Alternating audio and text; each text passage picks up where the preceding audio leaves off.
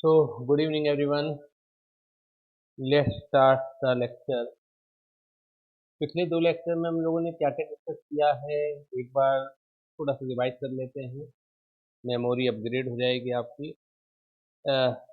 Chapter हमने शुरू किया है, चैप्टर नंबर 1, जिसका कि नाम है फंडामेंटल ऑफ पार्टनरशिप। इसमें अभी तक हमने पार्टनरशिप की परिभाषा यानी कि डेफिनेशन को समझा है, और पार्टनरशिप में कुछ बेहद इम्पोर्टेंट प्रोविजंस हैं जो कि आपके अकाउंटिंग ट्रीटमेंट में काम में आते हैं, वो हमने डिस्कस किए थे। तो उनका याद होना, उनका अंडरस्टैंडिंग होना बेहद ही ज़रूरी है, तभी कुछ क्वेश्चन आप कर पाएंगे। जहाँ तक परिभाषा की बात है, तो मैंने आपको लिखवाई थी section 4 of Indian partnership act define the partnership as. आप में से बहुत सारे बच्चे पूछते हैं कि क्या हमें सेक्शन भी याद रखना है। बिल्कुल भी याद रखने की जरूरत नहीं है, पेपर में लिखने के लिए भी नहीं आएगी। जो लिखने के लिए आएगा वो मैं आपको अलग से बताता ही रहता हूँ, लेकिन मालूम होना चाहिए आपको, ठीक है ना। पूरी परिभाषा लिखने के लिए नहीं आएगी, क्योंकि लॉ का पेपर नहीं है, अकाउंट्स का पेपर है आपका क्लास 12 का। तो partnership is the relation between two or more persons who have agreed to share the profit of a business carried on by him। तो पार्टनरशिप की जो एसेंशियल्स हैं इसी परिभाषा से निकल के आती हैं। एटलीस्ट टू और मोर पर्सन होने चाहिए, तो मिनिमम तो दो हो गए।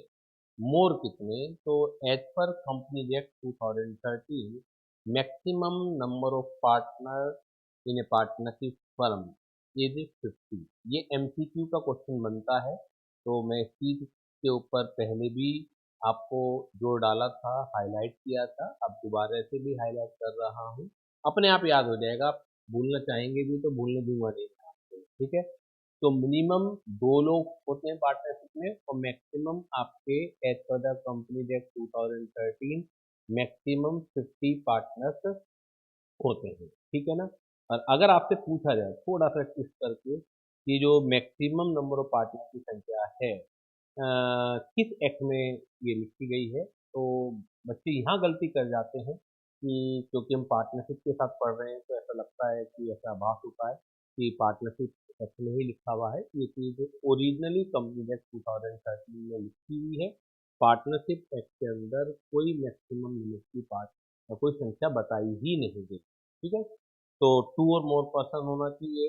दूसरी कैरेक्टरिस्टिक हमने, या आप एसेंशियल एलिमेंट कह लीजिए, तो दूसरा एसेंशियल एलिमेंट हमने एग्रीमेंट डिस्कस किया था। एग्रीमेंट होना चाहिए, इसके ऊपर मैंने डिटेलिंग नहीं की थी क्योंकि अकाउंटेंसी में आने की जो अकाउंटेंसी में क्वेश्चन नहीं आता है। तीसरी बात शेयरिंग ऑफ प्रॉफिट होना चाहिए। Sharing of profit and loss नहीं लिखा हुआ है, वो अलग बात है कि क्लास 12 आप जल्दीबाजी में लिख भी आएंगे तो भी काम चल जाएगा आपका। अगर आपने लिख भी दिया sharing of profit and loss तो कोई गलत होगा नहीं, लेकिन नॉलेज से मैं आपको बता चुका हूँ कि जो लॉ मेकर्स की रिक्वायरमेंट है वो सिर्फ आपकी ज़रूरत है कि शेयरिंग ऑफ प्रॉफिट होना चाहिए, लॉस नहीं होना चाहिए। उसका रीज़न भी मैं आपको बता चुका हूँ। इसके अलावा बिजनेस होना बहुत ज़रूरी है। यहाँ से एमसीक्यू बन जाता है कि without A business you can not form A partnership, you can not form a legal partner. क्योंकि आम लोगों के लिहाज से जिन्हें टेक्निकल चीज़ें नहीं पता है, तो जब भी दो या दो से अधिक लोग कोई आपस में ज्वाइंट वेंचर करेंगे तो वो पार्टनर कहलाने लगते हैं। लेकिन लीगल दृष्टिकोण से अगर देखा जाए तो बिजनेस का होना जरूरी है to form a legal partner. यानी कि अगर आपसे पूछ लिया जाए कि क्या चैरिटेबल पर्पज के लिए हम पार्टनरशिप फॉर्म कर सकते हैं, आंसर इज नो। क्या रिलीजियस पर्पज के लिए हम पार्टनरशिप फॉर्म कर सकते हैं, आंसर इज नो। जब तक ऑब्जेक्टिव बिजनेस करने का नहीं होगा, जब तक ऑब्जेक्टिव कुछ गेन करने का नहीं होगा। मैं ये नहीं कह रहा हूँ कि बिजनेस में प्रॉफिट ही होते हैं। Objective intention is important. Real में आपको प्रॉफिट हो रहे हैं लॉस हो रहे हैं वो इम्पोर्टेंट नहीं है। आप किस इंटेंशन के साथ ज्वाइंट वेंचर कर रहे हैं, अपने वेंचर को चला रहे हैं, very very important. Intention very very important. तो इंटेंशन बिजनेस करने का होना चाहिए, होने के लिए उसमें लॉस भी होते हैं प्रॉफिट भी होते हैं। लेकिन इंटेंशन जो बिजनेस करने का होता है टू गेन समथिंग, यानी कि आप कुछ प्राप्त करना चाहते हैं, बिजनेस इसी चीज के लिए किया जाता है। तो अगर ये ऑब्जेक्टिव मिसिंग होगा तो you can not form a legal partner. तो लास्ट इम्पोर्टेंट होता है जिसे हम कहते हैं म्यूचुअल एजेंसी। अगर आपसे पूछ लिया जाए, क्योंकि ये भी एक क्वेश्चन एमसीक्यू का बनता है कि होने के लिए टू मोर पर्सन भी जरूरी है, होने के लिए एग्रीमेंट भी जरूरी है, होने के लिए बिजनेस भी जरूरी है, होने के लिए शेयरिंग ऑफ प्रॉफिट भी जरूरी है, और होने के लिए म्यूचुअल एजेंसी भी जरूरी है। लेकिन अगर इन पांचों में सबसे इम्पोर्टेंट एलिमेंट कहा जाए तो किसे कहा जाएगा, तो वो म्यूचुअल एजेंसी। होने के लिए सारे ही इम्पोर्टेंट है, मैं किसी को भी कम आंख के नहीं चल रहा हूँ, लेकिन लॉ मेकर्स ने जरूर ये बता रखा है कि इन पांचों में सबसे जो इम्पोर्टेंट एलिमेंट है वो है आपका म्यूचुअल एजेंसी। तो mutual agency is very very important. Mutual agency क्या होती है कि business is carried on by all or any of them for all. इस पूरी लाइन को कि business carried on by all or any of them for all, यानी कि बिजनेस या तो सब लोग कैरी करेंगे या औरों के भी आपका कोई एक व्यक्ति भी कैरी कर सकता है। इस तरह की धारणा को क्या कहा जाता है, म्यूचुअल एजेंसी। ठीक है। इसके बाद मैंने आपको डिस्कस किया था कि बहुत इम्पोर्टेंट चीज है। वो इम्पोर्टेंट चीज क्या है, कुछ कुछ प्रोविजन है कि पार्टनरशिप होने के लिए पार्टनरशिप एग्रीमेंट का होना जरूरी है। वो एग्रीमेंट ओरल भी हो सकता है, राइटिंग भी हो सकता है। जब राइटिंग में हो जाता है तो उसे हम कह देते हैं पार्टनरशिप डीड। ये सब मैंने लिखवाया था। और प्रोविजन और भी हैं, लेकिन आपके यहाँ जो काम के आने वाले हैं, 6 प्रोविजन विशेष तौर से काम के आने वाले हैं कि अगर कोई पार्टनरशिप डीड नहीं या if there is no provision in a partnership agreement, तो कुछ चीज़ों के बारे में एक्ट क्या कहता है, यानी कि जो हमारा कानून है, जो हमारा पार्टनरशिप एक्ट है, वो क्या बोलता है। क्योंकि या तो एग्रीमेंट आप कर लीजिए और एग्रीमेंट में उनके लिए उन बातों के लिए साफ साफ उल्लेख कर दीजिए जिन्हें पार्टनरशिप एक्ट में कुछ और बता रखा है। तो एक्ट तभी लगता है जब एग्रीमेंट ना हो, या एग्रीमेंट है लेकिन इन चीज़ों के बारे में डिस्कशन नहीं है। ठीक है ना। एग्रीमेंट ना होने का मतलब ये भी है कि एग्रीमेंट तो था लेकिन सैलरी पार्टनर की नहीं बता रखी उन्होंने, प्रॉफिट शेयरिंग रेशियो नहीं बता रखा, बाकी चीजें बता रखी हैं। तो इन बातों के लिए तो फिर हम यही माना जाएगा ना कि पार्टनरशिप एग्रीमेंट नहीं है। तो सबसे पहली बात आती है रेमुनरेशन। ठीक है।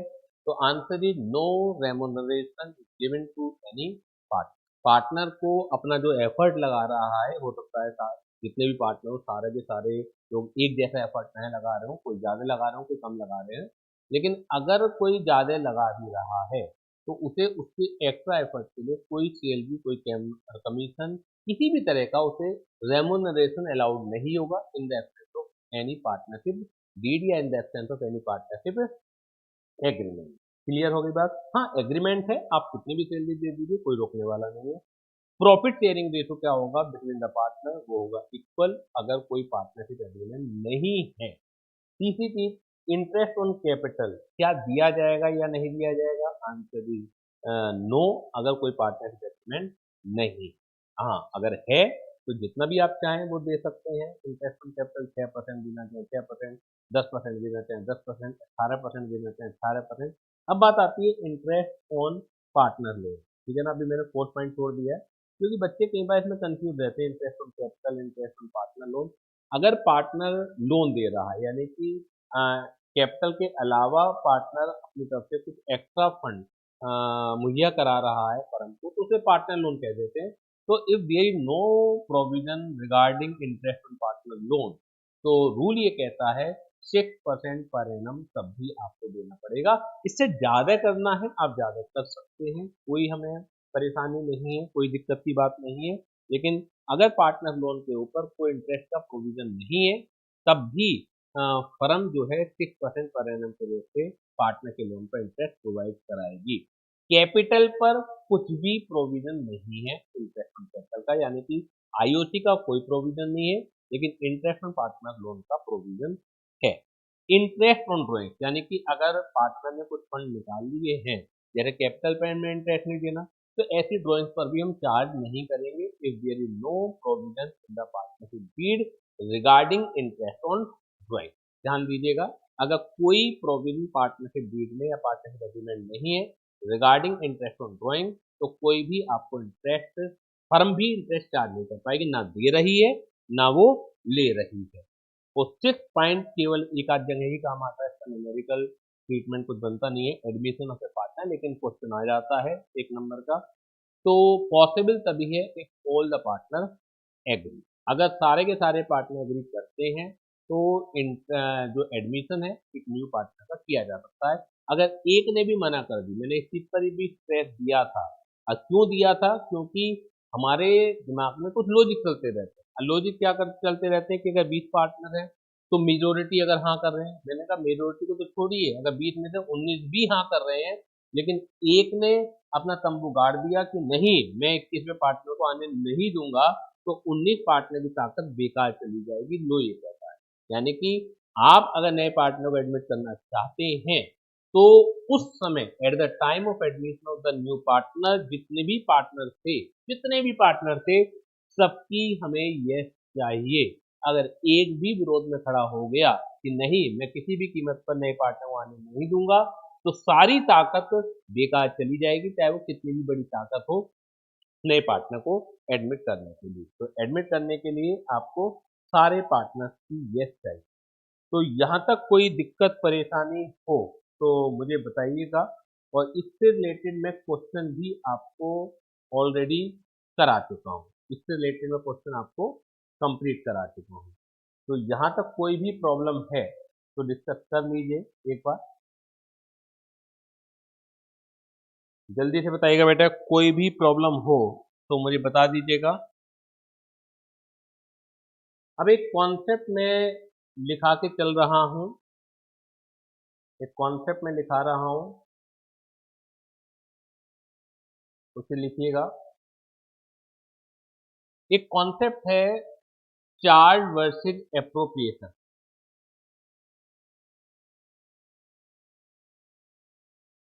यस संजना,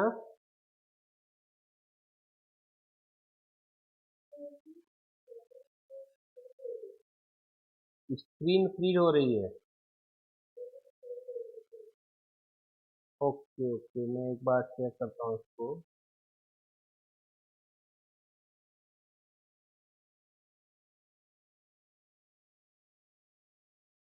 एक कॉन्सेप्ट लिखेगा चार्ज वर्सेस एप्रोप्रिएशन के बारे में, इसे डिटेल में अभी थोड़ी देर में समझाता हूं मैं आपको।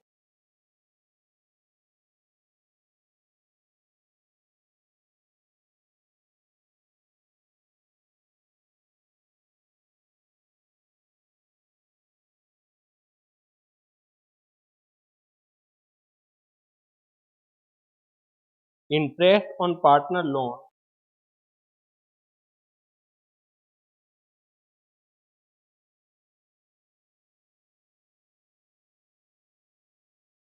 interest on partner loan is a charge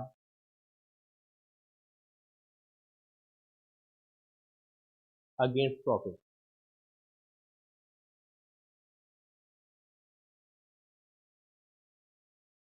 is a charge against profit।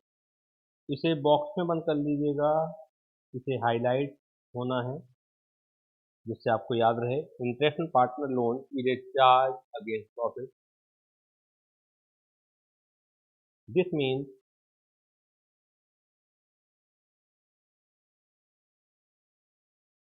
firm must pay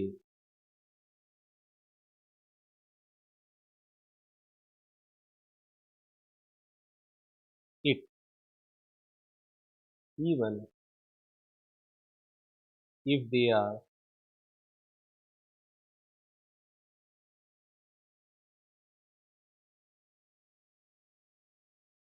losing money।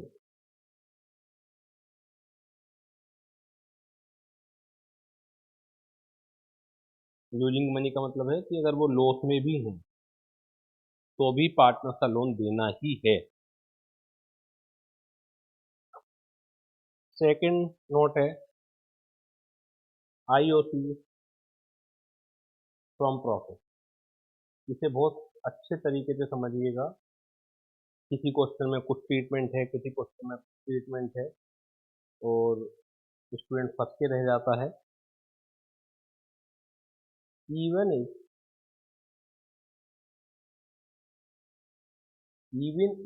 a deed does exist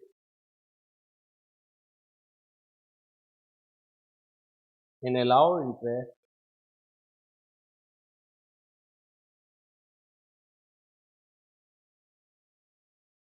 on capital, even if a deed does exist and allow interest on capital, it can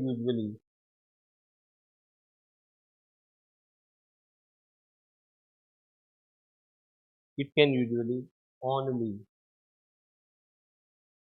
be paid out of actual profit unless stated otherwise.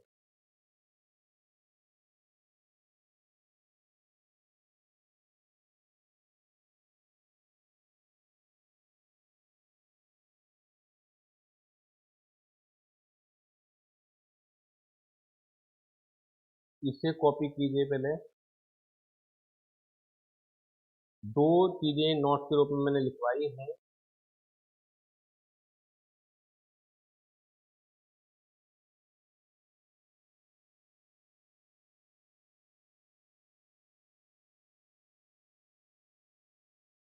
Interest on partner loan is a charge against profit. This means firm must pay it even if they are losing money. यानी कि अगर loss भी है तो भी उन्हें interest on partner loan जो है वो देना पड़ेगा। इंटरेस्ट ऑन कैपिटल वो तभी दिया जाएगा अगर प्रॉफिट है। Even if a deed that exist and allow interest on capital it can usually only be paid out of actual profit unless stated otherwise. अभी मैं इसे एक्सप्लेन करता हूँ।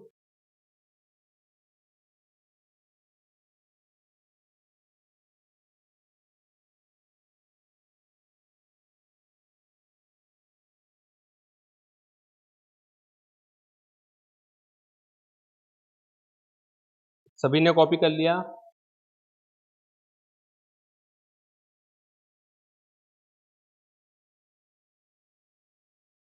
जल्दी से यस और नो भेजिए। ये कॉन्सेप्ट सभी ने कॉपी कर लिया?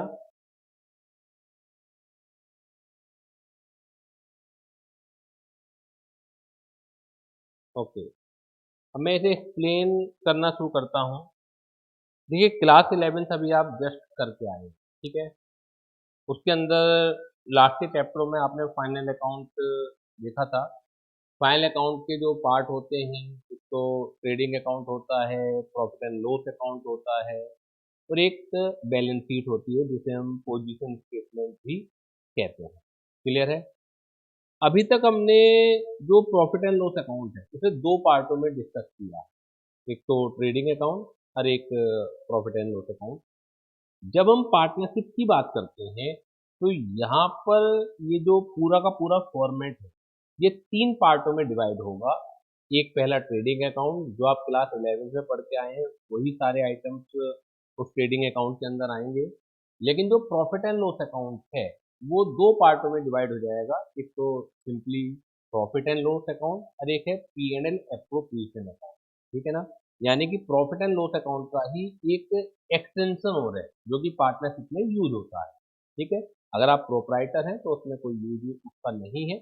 सिर्फ पार्टनरशिप फर्म में ही प्रॉफिट एंड लॉस का एक एक्सटेंशन पार्ट है जिसे हम एप्रोप्रिएशन बोलते हैं। Profit and loss appropriation account यानी कि जो प्रॉफिट एंड लॉस के कुछ आइटम्स हैं वो पी&एल एप्रोप्रिएशन में आएंगे। जैसे हमें पता है बिल्कुल डिमार्केशन ने कर रखा है कि ट्रेडिंग अकाउंट में परचेजेज आती है, ट्रेडिंग अकाउंट में ओपनिंग स्टॉक आता है, ट्रेडिंग अकाउंट में आपका क्लोजिंग स्टॉक आता है, सेल्स आती है, कैरीज इनवर्ड आता है, लेकिन कैरीज आउटवर्ड आपका पी&एल अकाउंट में जाता है। इसी तरह से वेजेज आती है ट्रेडिंग अकाउंट में, लेकिन सैलरी जो जाता है वो P&L अकाउंट में जाता है। तो ये डिमार्केशन हम लोग क्लास 11 में सीख के आए, मैं यहाँ पर भी आपको रिवाइज करा ही हूँ, ठीक है। तो इसी तरीके से प्रॉफिट एंड लॉस अकाउंट के अंदर एक कुछ आइटम पार्टनरशिप के केस में कुछ आइटम P&L अप्रोप्रिएशन में जाते हैं, ठीक है। अब इस चीज को समझिए, जो आइटम P&L अकाउंट में आएंगे उन्हें कहा जाएगा चार्ज अगेंस्ट प्रॉफिट। उन्हें क्या कहा जाएगा? Charge against profit. जो आइटम किसमें आएंगे? P&L अकाउंट में आएंगे, ठीक है ना। जो आइटम आएंगे P&L अकाउंट के अंदर उन्हें कहा जाएगा चार्ज अगेंस्ट प्रॉफिट। लेकिन जो आइटम आपके P&L एप्रोप्रिएशन में आएंगे उन्हें कहा जाएगा कि एप्रोप्रिएशन ऑफ प्रॉफिट। जैसे इंटरेस्ट ऑन कैपिटल जो है, इंटरेस्ट ऑन कैपिटल यूजुअली, मैं वर्ड यूज कर रहा हूँ यूजुअली, ये फॉल करता है, usually fall in P&L appropriation account, ठीक है ना। Usually interest on capital P&L appropriation account में फॉल करता है। Interest on partners loan always charge against profit है, इस चीज को दिमाग में बिठा लीजिएगा अच्छे तरीके से। लेकिन जो इंटरेस्ट ऑन कैपिटल है वो यूजुअली, मैं रिपीट कर रहा हूँ, हमेशा नहीं, यूजुअली वो एप्रोप्रिएशन ऑफ प्रॉफिट है, यानी कि ये P&L अकाउंट में नहीं आता है, ठीक है। अभी इसकी चर्चा हम डिटेल में और भी करेंगे। अब जो मैंने लिखवाया है इसे और डिटेल में समझा देता हूँ मैं आपको।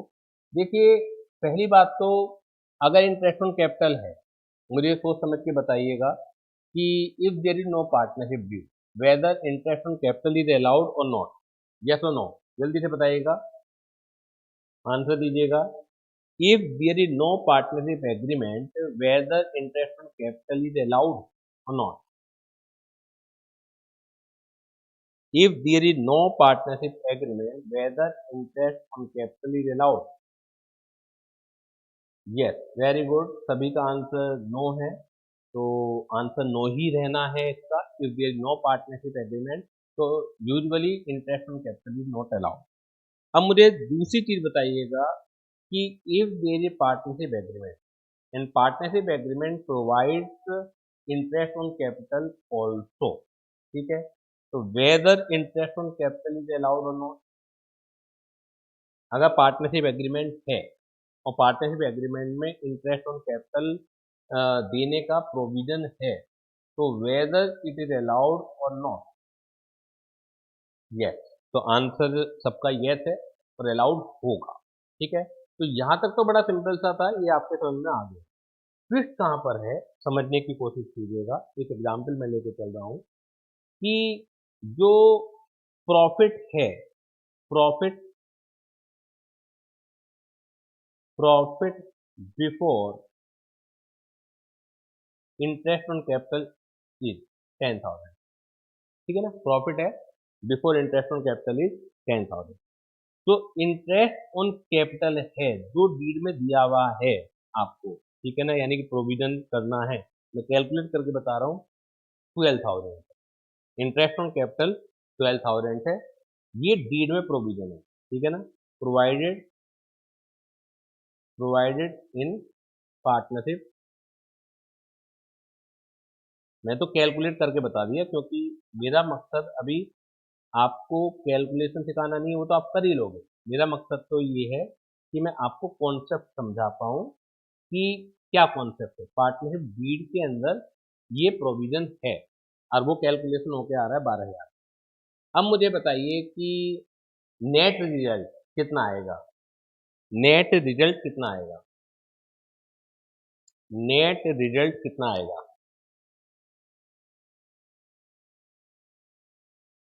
कितना प्रॉफिट या लॉस आएगा, मुझे जल्दी से बताइए। Profit before interest on capital है 10,000 और आईओसी जो है कैलकुलेट होके आ रहा है, जो पार्टनरशिप डीड में प्रोविजन है, 10% हो सकता है, 12% हो सकता है, जो भी है, तो वो कैलकुलेट होके आ रहा है 12,000। अब मुझे जल्दी से बताइए कि प्रॉफिट बिफोर आईओसी तो है 10,000 और इंटरेस्ट ऑन कैपिटल जो आ रहा है वो आ रहा है 12,000। अब नेट रिजल्ट क्या आएगा इसका?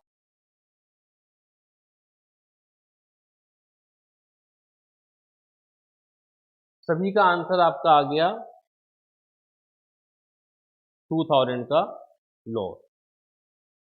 ये आप लोगों का आंसर है, मेरा आंसर नहीं है, और दिस इज रॉन्ग आंसर। इसीलिए मैंने आपसे पूछा है। आप अपनी जगह ठीक है, आप तो लॉजिक के हिसाब से बात कर रहे हैं, क्योंकि मुझे इस पॉइंट पर आपको स्ट्रेस दिलवाना है, आपको मेमोराइज भी करवाना है, क्योंकि इसमें बहुत फंसाया जाता है। अब मैंने लिखवाया क्या है वो आप समझिएगा।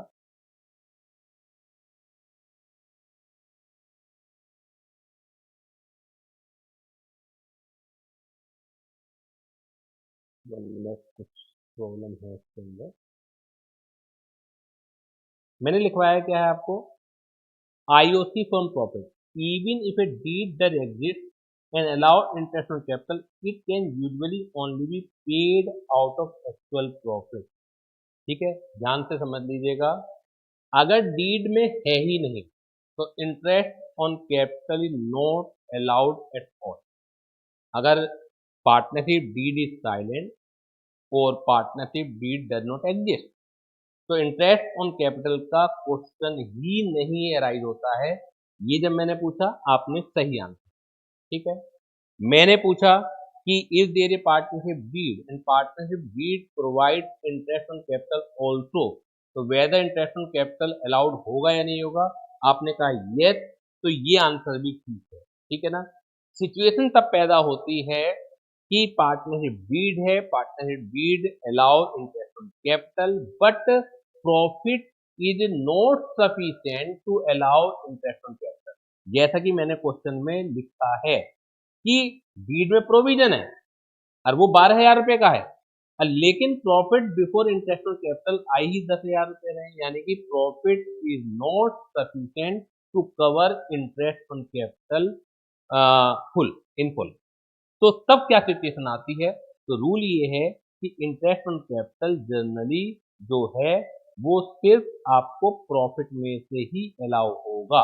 यानी कि मेरे वाले क्वेश्चन में अगर आप इसका आंसर की बात करते हैं, तो मेरे वाले क्वेश्चन में जो इंटरेस्ट ऑन कैपिटल है वो सिर्फ अलाउड होगा 10,000 का, पूरे 12,000 का अलाउड नहीं होगा।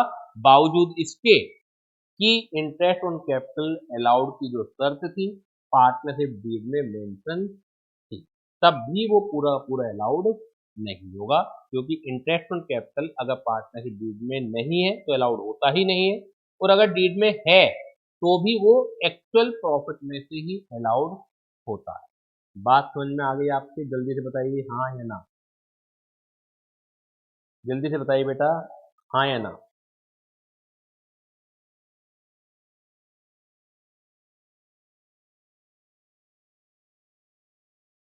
कुछ टेक्निकल दिक्कत हो रही है लिखने। In this case, interest on capital यानी कि IOC is allowed to the extent of actual profit, that is 10,000। यानी कि मेरे वाले एग्जाम्पल में, जो मैंने एग्जाम्पल एक फ्रेम किया है, उस केस में आपका जो इंटरेस्ट ऑन कैपिटल है पूरा एंटायर 12,000 अलाउड नहीं होगा। अगर इंटरेस्ट ऑन कैपिटल अलाउड होना है वो केवल प्रॉफिट में से ही अलाउ होना है। अगर प्रॉफिट सफिशिएंट नहीं है तो इंटरेस्ट ऑन कैपिटल अलाउड होना ही नहीं है, बावजूद इसके कि पार्टनरशिप डीड में दिया हुआ। क्लियर हो गई बात? ये जल्दी से यस और नो, ये पॉइंट समझ में आ गया है? ये बहुत जगह फंसेगा आपका, ये बहुत जगह पूरे चैप्टर के अंदर बार बार फंसेगा, तो बिल्कुल क्लियर होना चाहिए आपको कि कब अलाउड करना है कब अलाउड नहीं करना है, नहीं तो अदरवाइज फंसते रह जाएंगे आप कि एक क्वेश्चन में आपने कुछ किया, दूसरे क्वेश्चन में कुछ किया, तीसरे क्वेश्चन में कुछ है। ठीक है, एक चीज और समझिएगा आप,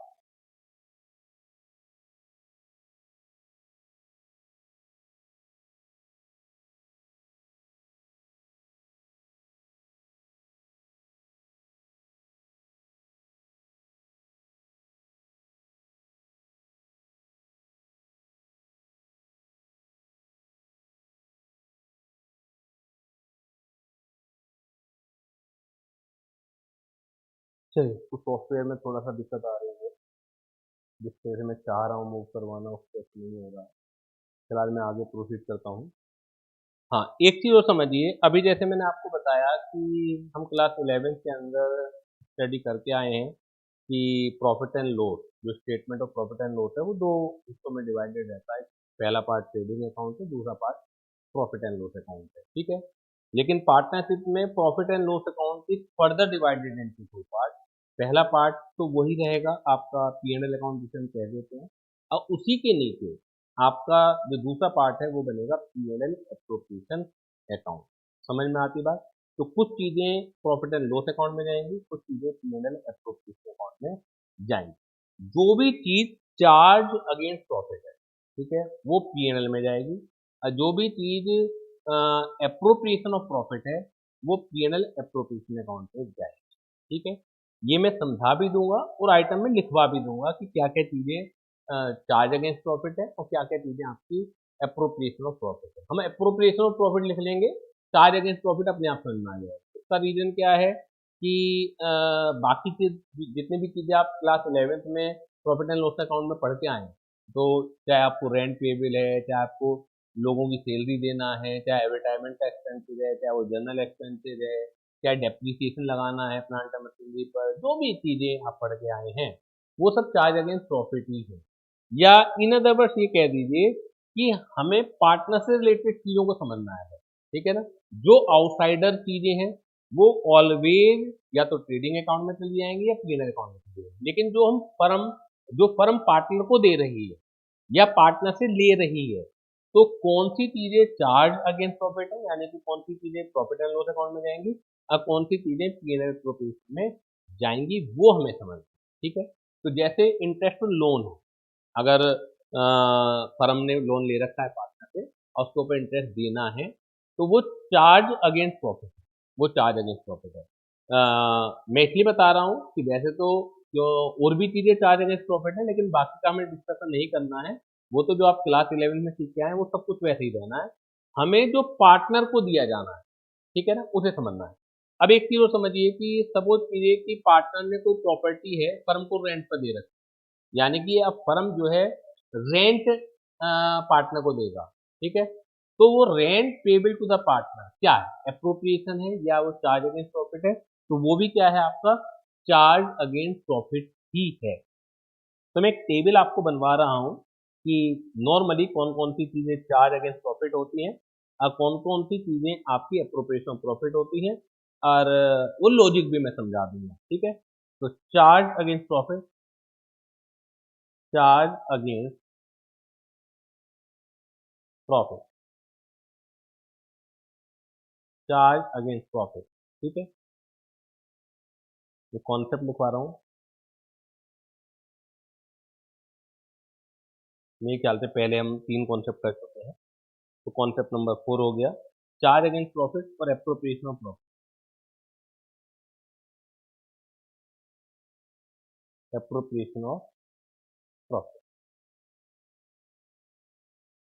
और ये हमें किस बात को ध्यान में रखते हुए करना है, जो चीजें पार्टनर से रिलेटेड है, जो चीजें अदर देन पार्टनर है, जो चीजें आउटसाइडर के लिए वो ऑलवेज प्रॉफिट एंड लॉस में ही जाएंगी, वो ऑलवेज चार्ज अगेंस्ट प्रॉफिट है, उनका एप्रोप्रिएशन से मतलब नहीं है। इस बात को दिमाग में बैठा लीजिएगा, ओनली रिलेटेड टू पार्टनर, ठीक है ना? ये मैं लिख भी देता हूँ चलिए यहाँ पर, कि आपको जब दोबारा से रिवाइज करें दिमाग में बैठ जाए कि ये हम जो अंतर कर रहे हैं वो सिर्फ only related to partner, items only related to partner. हम उन्हीं आइटम के बारे में डिस्कस कर रहे हैं जो ओनली रिलेटेड टू पार्टनर।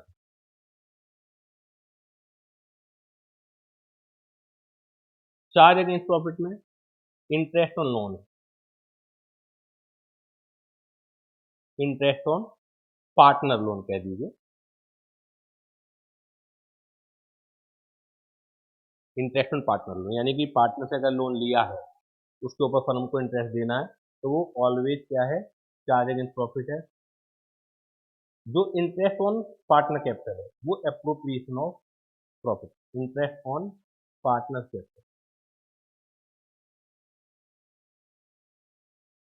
और अभी मैंने समझाया है इंटरेक्शन पार्टनर चैप्टर कि पहली बात तो तब दिया जाता है जब डीड में हो, और डीड में होने के बाद भी उतना ही प्रोवाइड किया जाता है जितना आपके पास प्रॉफिट है, ठीक है ना। यूजुअली लिखा हुआ है वहाँ पे, उस यूजुअली को भी मैं समझाऊंगा अभी आपको। दूसरा है, अगर कोई फर्म ने पार्टनर की प्रॉपर्टी किराए पे लेके यूज कर रहे हैं, है ना, तो रेंट पेबल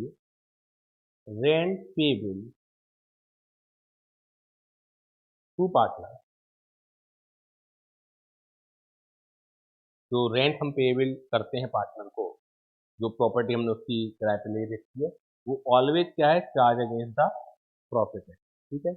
लेकिन अगर हम सैलरी या रेमुनरेशन दे रहे हैं तो वो एप्रोप्रिएशन ऑफ प्रॉफिट, रेमुनरेशन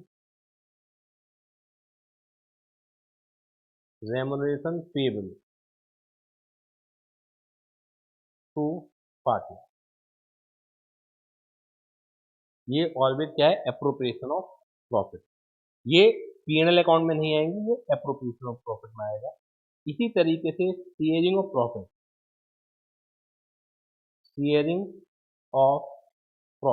जो सब कुछ काटने के बाद प्रॉफिट बच जाता है, वो जो प्रॉफिट का शेयरिंग होता है वो एप्रोप्रिएशन ऑफ प्रॉफिट है। अगर कोई ड्राइंग्स पार्टनर कर रहा है और उस पर इंटरेस्ट चार्ज कर रही है, तो वो इनकम है फर्म की, तो वो क्रेडिट साइड में आएगी, लेकिन वो भी एप्रोप्रिएशन ऑफ प्रॉफिट है। Charge on interest charge on drying of part, interest charge on drawings of partner. तो अगर पार्टनर ने कोई ड्राइंग की है तो उस पर इंटरेस्ट चार्ज किया जा रहा है, तो वो क्या है, एप्रोप्रिएशन ऑफ प्रॉफिट। तो जहां तक कोई भी डाउट हो तो एक बार मुझे बता दीजिए, कॉपी कर लिया या नहीं किया।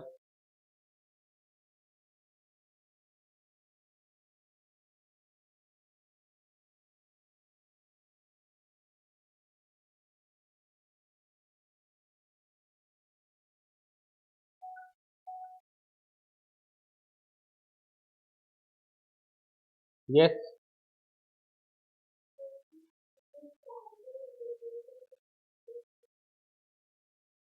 अच्छा, मैं भी रिपीट एक बार कर देता हूँ, और फिर जब हम उसे प्रैक्टिकल समझेंगे तो मैं उसे और क्लियर कर दूंगा।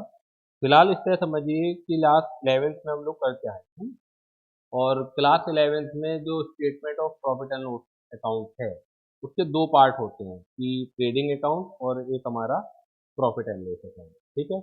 तो चीज़ें बड़ी क्लियर हैं कि ट्रेडिंग अकाउंट में क्या क्या आएगा, एक पर्टिकुलर आइटम्स उसके मेंशन हैं, एक आइडिया मेंशन है कि जो भी फैक्ट्री से रिलेटेड खर्चे होंगे वो सारे के सारे आपके ट्रेडिंग अकाउंट में आएंगे, और उससे रिलेटेड इनकम ट्रेडिंग अकाउंट में आएगी, और उससे जो प्रॉफिट निकलता है वो हमारा ग्रोस प्रॉफिट होता है, ठीक है। बाकी चीज़ें जितनी भी होती हैं प्रॉफिट एंड लॉस अकाउंट में जाती है, जो हमारे ट्रेडिंग अकाउंट में नहीं आती वो चीज़ें हमारी आती हैं प्रॉफिट एंड लॉस अकाउंट में। इसी तरीके से एक नया कॉन्सेप्ट मैं आज इंट्रोड्यूस कर रहा हूँ कि जब आप पार्टनरशिप के लिए ट्रेडिंग एंड पीएनएल अकाउंट बनाते हैं तो वो दो पार्टों में ना बन के वो तीन पार्टों में बनता है, ठीक है। तो तीसरे पार्ट को पीएनएल एप्रोप्रिएशन अकाउंट कहा जाता है। तीसरे पार्ट को क्या कहा जाता है, पीएनएल एप्रोप्रिएशन अकाउंट कहा जाता है। तो उस तीसरे पार्ट में क्या क्या चीजें आएंगी, वो सब एप्रोप्रिएशन ऑफ प्रॉफिट है। और एप्रोप्रिएशन ऑफ प्रॉफिट का मतलब ये होता है कि how we will distribute profit among the partner. हम सैलरी बांट रहे हैं तो वो कहीं ना कहीं प्रॉफिट का डिस्ट्रीब्यूशन ही है, ठीक है ना। हम इन्वेस्टमेंट कैपिटल दे रहे हैं पार्टनर को, वो भी कहीं ना कहीं जाना पार्टनर के हाथ में ही है, तो उसे लो मेकअप कहते हैं कि ये डिस्ट्रीब्यूशन ऑफ प्रॉफिट है, ठीक है। ये एप्रोप्रिएशन ऑफ प्रॉफिट है। तो उन्होंने एक रूल बना दिया कि ये कुछ चीजें आप एप्रोप्रिएशन ऑफ प्रॉफिट में दिखलाएंगे, ना कि आप पीएनएल में दिखलाएंगे। तो जो चीजें पार्टनर से रिलेटेड होती हैं उन्हें चार्ज अगेंस्ट प्रॉफिट बोलते हैं, जो चीजें जो पीएनएल में आती हैं, जो चीजें पार्टनर से रिलेटेड हैं लेकिन जो एप्रोप्रिएशन में आती हैं, उन्हें हम चार्ज अगेंस्ट प्रॉफिट ना बोल के उन्हें बोलते हैं एप्रोप्रिएशन ऑफ प्रॉफिट। एक अंतर। दूसरा अंतर, चार्ज अगेंस्ट प्रॉफिट आपको चाहे लॉस भी हो तो भी आपको प्रोवाइड करना ही पड़ेगा। जैसे अभी एक क्वेश्चन हमने ऊपर देखा कि जिसमें profit before interest on capital 10,000 था और इंटरेस्ट ऑन कैपिटल जो पार्टनरशिप डीड में वो 12,000 रुपये। तो हमारा प्रॉफिट 2,000 रुपये का लॉस नहीं आएगा। लो मतलब हम इंटरेस्ट ऑन कैपिटल उतना ही दे पाएंगे जितने हमारे प्रॉफिट है। लेकिन अगर ये चार्ज अगेंस्ट प्रॉफिट होता है, यानी कि ये इंटरेस्ट ऑन कैपिटल की जगह इंटरेस्ट ऑन लोन कर दूं मैं इस चीज को, और मैं कह देता हूं कि profit before interest on loan 10,000 है और इंटरेस्ट ऑन लोन जो है वो 12,000 है। अब बताइए क्या रिजल्ट आएगा? तो अब 2,000 का लॉस आएगा। तो जो भी चीजें चार्ज अगेंस्ट प्रॉफिट होती हैं वो ऑलवेज प्रोवाइड करनी पड़ती हैं, आपको चाहे लॉस भी क्यों ना हो। तो अगर आप पहले पॉइंट को अब ध्यान से पढ़ेंगे, अब थ्योरी और क्लियर होगी। Interest on partner loan is a charge against profit, पहली बात तो पीएनएल में आएगा, इसलिए चार्ज अगेंस्ट प्रॉफिट है। This mean firm must pay it even if they are losing money, यानी कि अगर लॉस भी है तो भी आपको ये देना ही होता है। जितनी भी चीजें चार्ज अगेंस्ट प्रॉफिट हैं वो आपको लॉस के केस में भी देनी है, आपको इनसफिशिएंट प्रॉफिट होने के केस में भी देनी है। लेकिन जब हम आईओसी के बारे में बात करते हैं तो पहली बात तो आईओसी अगर पार्टनरशिप डीड नहीं है या साइलेंट है तो देना ही नहीं पड़ता। लेकिन अगर पार्टनरशिप डीड है भी तो भी हम उसे प्रॉफिट में से ही देंगे यूजुअली, अनलेस स्टेटेड अदरवाइज। तो ये इसलिए इंपॉर्टेंट है, कई बार क्वेश्चन में स्पेसिफाइड कर दिया जाता है कि इंटरेस्ट ऑन कैपिटल लॉस के केस में भी देना है। अगर ये स्पेसिफाइड कर दिया गया तो फिर ये चार्ज अगेंस्ट प्रॉफिट बन जाता है और तब उस केस में लॉस भी, इंटरेस्ट ऑन कैपिटल को देने के बाद लॉस भी अराइज हो सकता है। जब तक क्वेश्चन में अदरवाइज ना कहा जाए, साइलेंट हो, तो तब तक interest on capital is provided only if there are sufficient profit. If there are no sufficient profit, interest on capital is not allowed at all. तो जल्दी से मुझे बताइए कोई भी डाउट, परेशानी इसके अंदर।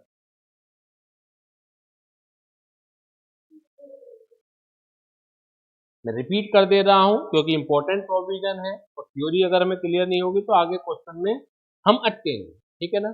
और हमें बहुत कॉन्फिडेंस के साथ क्वेश्चन को करना है कि किसी भी तरह का क्वेश्चन है, किसी क्वेश्चन में कुछ ट्रीटमेंट आएगा, किसी क्वेश्चन में कुछ ट्रीटमेंट आएगा, तो वो सब आप सॉल्यूशन तक तभी पहुंच सकते हैं जब आपको सब थ्योरिटिकल पॉइंट क्लियर होगा, ठीक है। चार्ज अगेंस्ट प्रॉफिट और एप्रोप्रिएशन ऑफ प्रॉफिट, दो तरीके से हम दो ग्राउंड में उनमें अंतर कर सकते हैं। पहली बात तो कि चार्ज अगेंस्ट प्रॉफिट पीएनएल का पार्ट है और appropriation of profit PNL appropriation में दिखलाई देता है, ठीक है ना।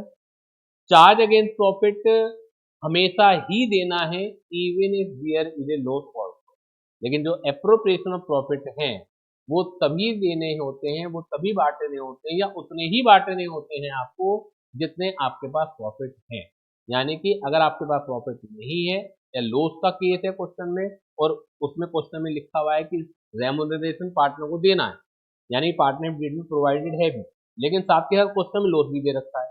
अब आपसे पूछा जाएगा कि रेम्यूनरेशन बताइए कितना अलाउड है, तो आप तो सीधे लिख दोगे जितना पार्टनर डीड में उतना अलाउड है।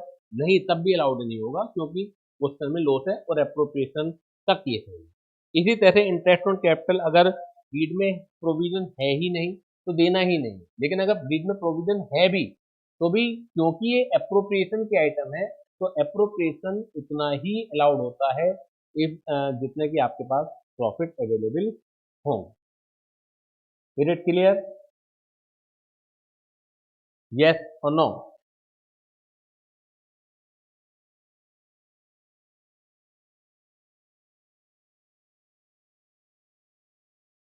क्लियर है चीज?